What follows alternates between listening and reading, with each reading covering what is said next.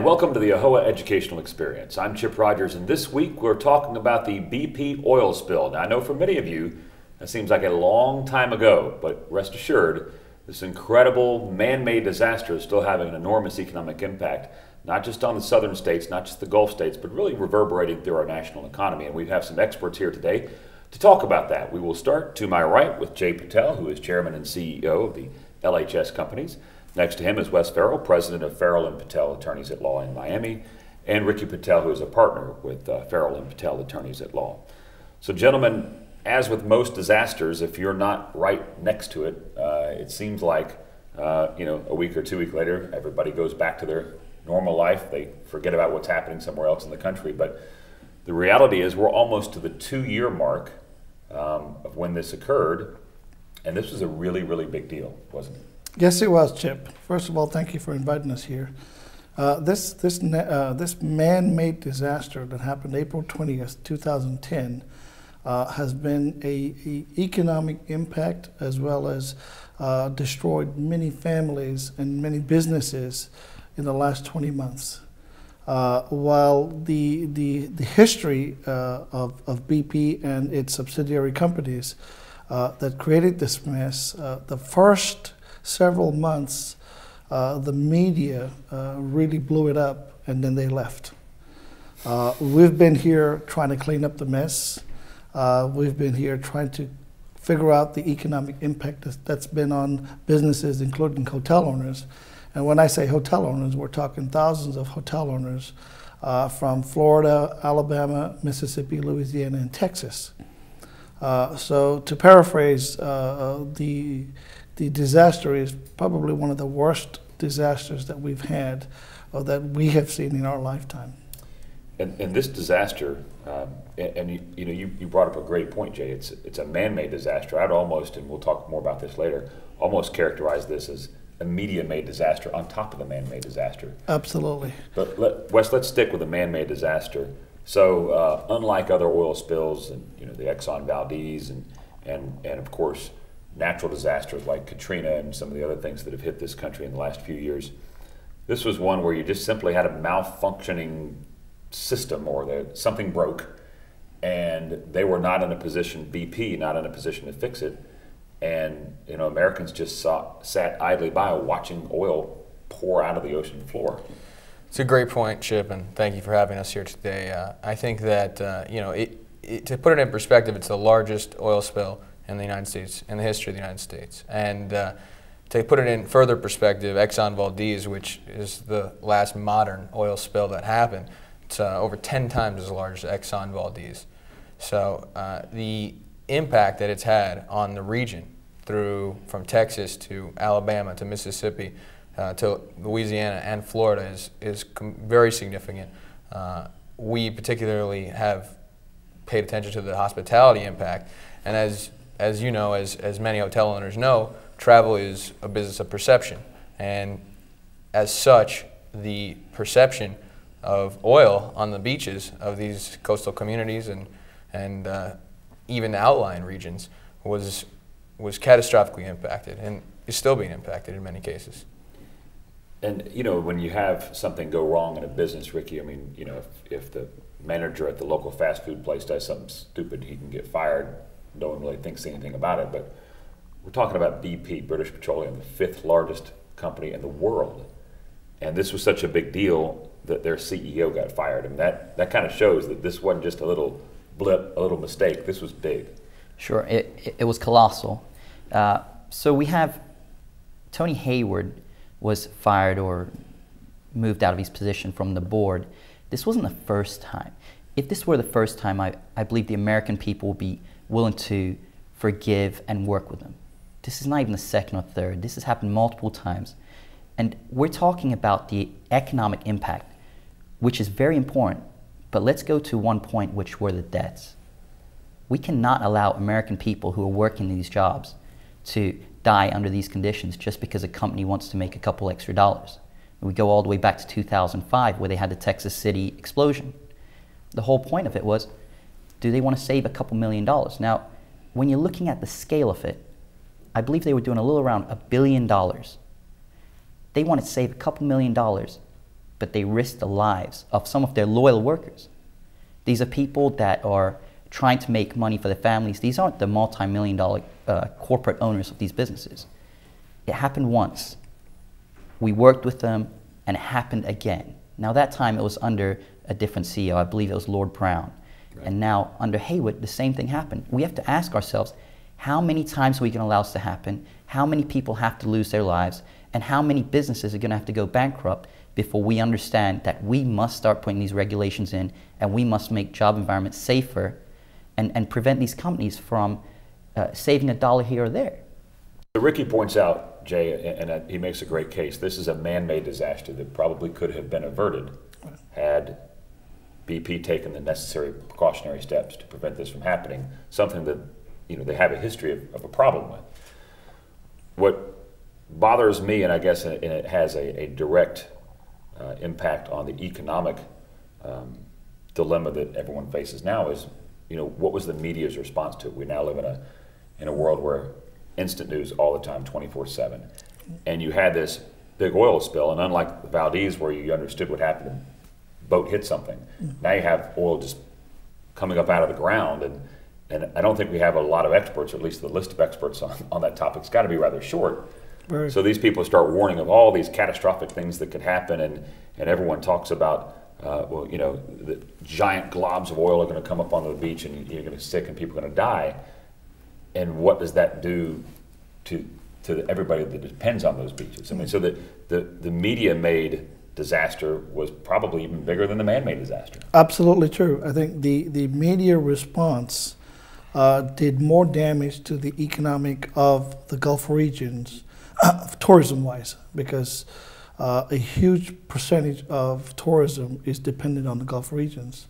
Obviously, we have the pristine white beaches all the way down to Texas, and the perception that the media gave and left that this was long-term, minimum 10 to 15 years, and it's just across the world, people just stopped coming. But I think most people remember the Valdez, and you saw the poor seals with oil all over them, right. But you weren't seeing that in Florida. Well, keep in mind, Chip, too, that Exxon Valdez happened in Alaska. Right. Not to say Alaska didn't suffer, but the Gulf region is one of the most significant tourism areas in the entire country, for sure. Florida is by far the largest tourism state in the country, and it's so significant to this region, the fact that people travel not only from all around the country, but all around the world. We use the example that people abroad don't know the difference between the west coast of Florida and the east coast of Florida, just as much as people in America don't know where the radiation is going on in Japan. I just don't want to go to Japan, or people don't want to travel over there.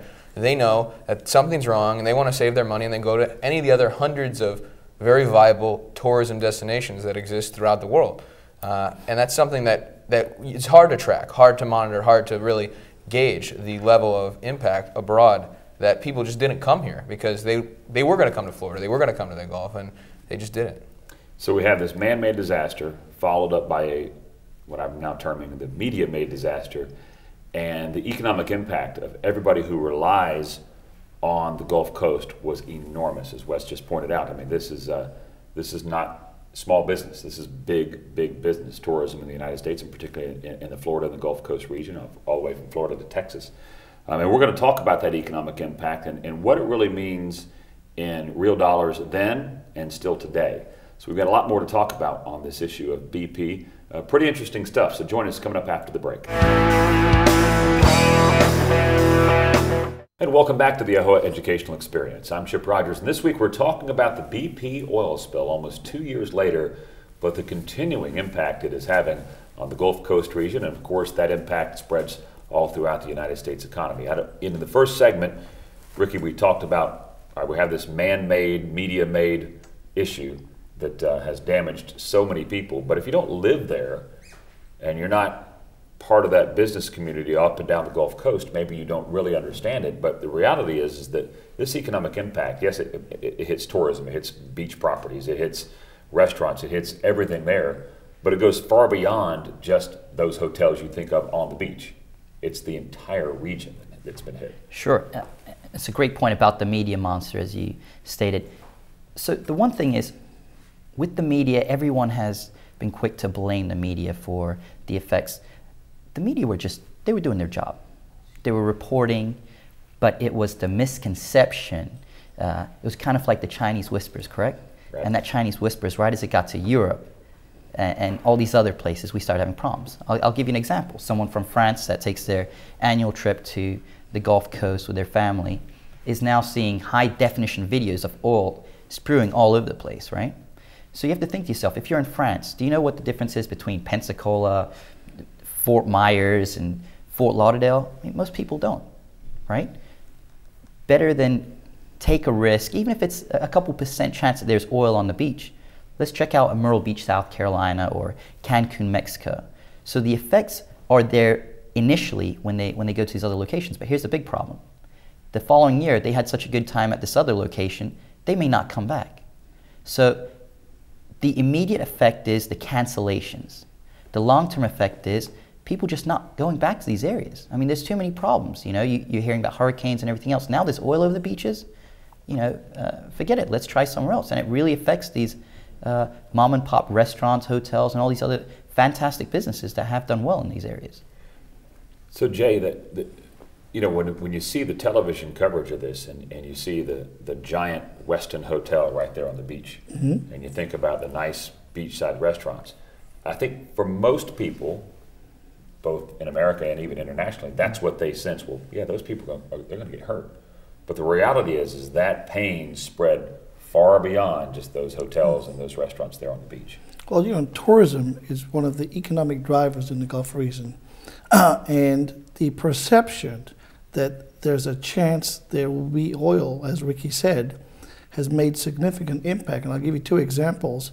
Hilton, when we met with them, last year's revenue in Mexico, they're up by 24%. Now the last time they saw those numbers was 15 years ago. So clearly tourism is not coming to the Gulf region, they're going to Mexico.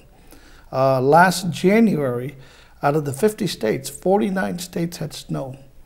When an impact of that type of weather hits, tourism increases in Florida, especially with snowbirds. We were again flatlined. So the economic impact has now spread throughout the world, not to take a chance. Unfortunately, we're stuck with that burden. And even on the impact side this year, some of our regions are doing worse than we did last year, 2010. And Wes, talk about that for a second, because there may be some who say, well, okay, you had a little downturn on the beachside properties, but they're back up now, so everything's fine. But just ignoring the economic impact of everybody else, you can't do that. It's ludicrous to do that. I mean, in recently, you've seen a lot of information that local businesses have recovered, and it's not a fair statement, because you can't look at something in a vacuum. You can't look at somebody who's experienced 20 straight months of maybe 20–30% losses in revenue, and then say 1 month, say July, this last summer, they're back to where they were before the spill and say they've recovered. They've sustained 20 straight months, and we don't know what they're going to do in August. We don't know what they're going to do, but they're reporting on it in July that everything's back to normal. Well, that's not fair, because this person, you don't know all the costs that this hotel owner had to endure to get back to that point, to even be still in business.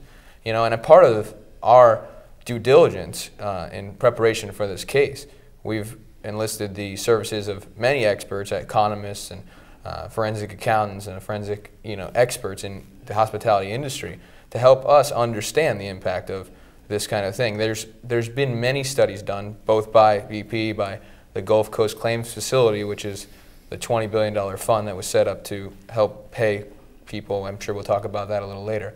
But through their analysis and through our analysis particularly, we've seen that there is without a doubt an effect to all areas outside. When people go to the coast, they don't just drive to the beach and just stay on the beach. Not everybody can afford to stay on the beach. And how do you get to the beach? You have to stop at gas stations. You have to stop at restaurants. You have to stop at all these other businesses along the way that are dependent upon that coastal community, dependent upon that business, dependent upon that tourism.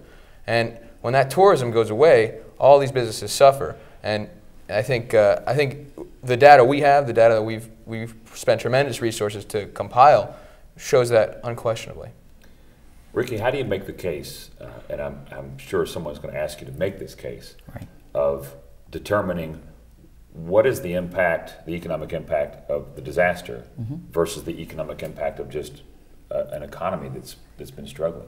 Chip, How do you differentiate? I had a feeling you were going to ask that question. This has to be the number one question that I hear, especially in the hotel industry. Well, it was the economy that affected our properties. It was this.